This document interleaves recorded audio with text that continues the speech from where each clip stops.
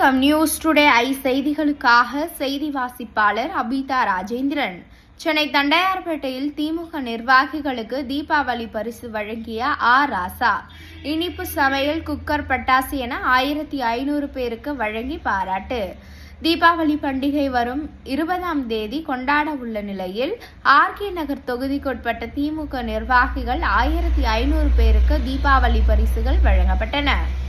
RK நகர் சட்டமன்ற உறுப்பினர் J Ebenezer தலைமையில் தண்டையார்பேட்டை தனியார் திருமண மண்டபத்தில் நடைபெற்ற நிகழ்ச்சியில் நாடாளுமன்ற உறுப்பினர் ராசா பங்கேற்று திமுக நிர்வாகிகள் மகளிர் அணியினருக்கு சமையல், குக்கர், பட்டாசு, இனிப்பு வகைகளை தீபாவளி பரிசாக வழங்கினார்.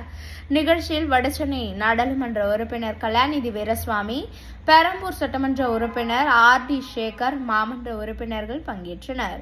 இதில் 1500க்கும் மேற்பட்ட திமுக நிர்வாகிகளுக்கு பரிசுகள் வழங்கி கௌரவிக்கப்பட்டது.